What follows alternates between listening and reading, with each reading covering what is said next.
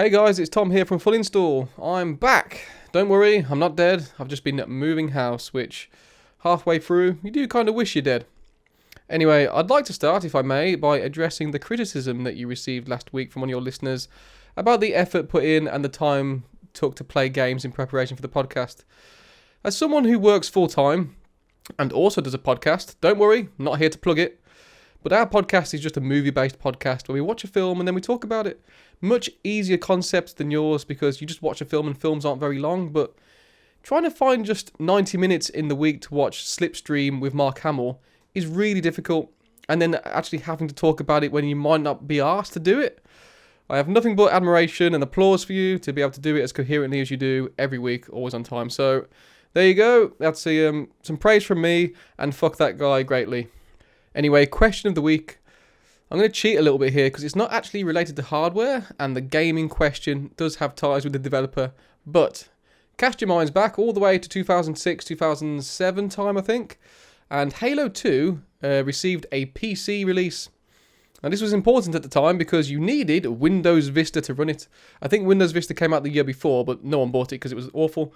But this was one of the key selling points, and to me it was kind of like, it was almost like a release, it's a release title for an operating system, which I don't think had really happened outside of like the really old computers like the Amiga and the Acorn and that kind of thing. But here's a fun story for you. There's an outlet in the UK called WH Smith's. I don't know if you have it over there in the US, but it's kind of like an office supply shop. They sell ink cartridges, printers, newspapers, all that kind of bollocks. But they had a really bad habit of putting game cases on the shelf and leaving the CD key in on a sticker. So what I would do is I'd go over I'd get the bus, go over on a Saturday, pick up a game, go, oh, that looks good, pretend to read the back of the box, peel off the sticker inside, and off home I'd go. Then you'd go on what would it be? It might have been Kazaa back then, or like BearShare or some awful software to download a bunch of viruses and an ISO.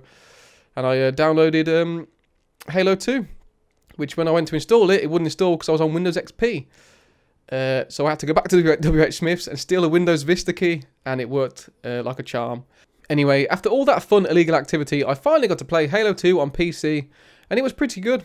I mean, the game wasn't very good, still isn't, but the port was good. You gotta remember, this is back in a time when pretty much every console port to PC was dreadful, but this was the first game I think I played where it was better than the console version. It looked great with DirectX 10, it had full controller support, which that was a really rare thing at the time, and it didn't have any driver issues, so it was a real nice treat to be able to play it in a much more enhanced version.